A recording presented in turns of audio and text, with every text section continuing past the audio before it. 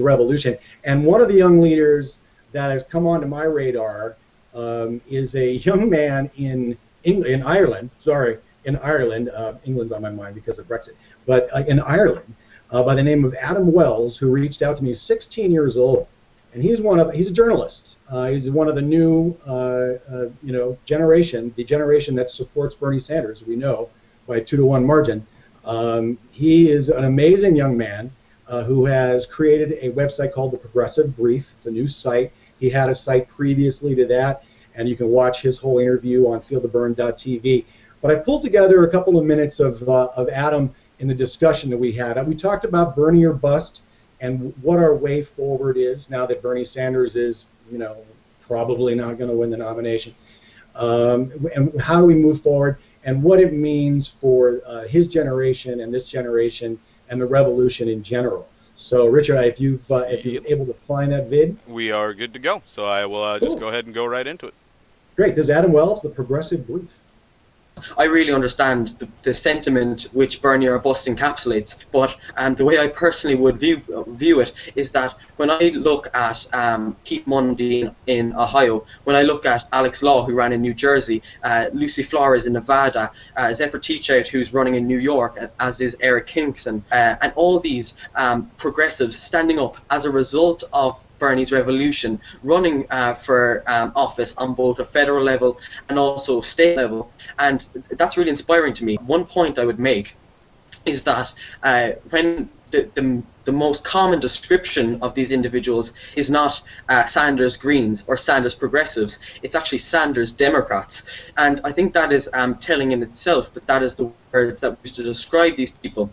So far during this campaign, the commonly accepted truth would be that the best way for the progressive revolution to actually successfully garner a lot of influence in the houses, in the House and in the Senate, is actually through the Democratic Party. And I would probably personally ascribe to that myself, but that doesn't necessarily manifest itself in supporting Hillary Clinton specifically. Personally, what I find extremely important is prioritizing the continuation of the political revolution, because the revolution by its nature is decentralized. It doesn't have much centralized leadership, and so if we allow ourselves to become so fixated with the whole Bernie Sanders presidential campaign, it might lead us to take our eye off the ball regarding electing candidates running for the House and running for the Senate, running for state.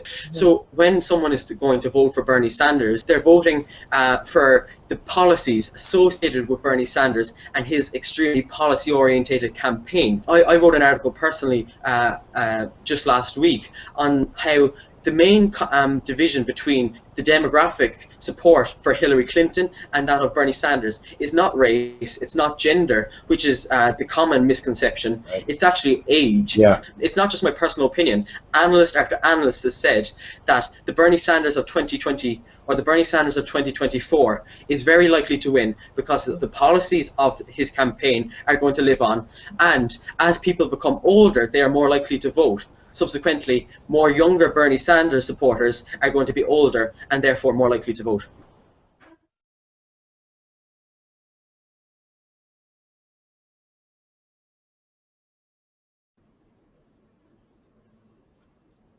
I was very impressed. I mean, this is the generation, folks. This is it. This is their revolution. This is your guys' revolution. And these, like he was said at the end, it's true. The first-time voters, young voters don't tend to vote. But as they get older, this generation is going to put, the people that follow these, that want these policies in place, who are the vast majority of the population, and definitely the younger generations, the millennials and beyond.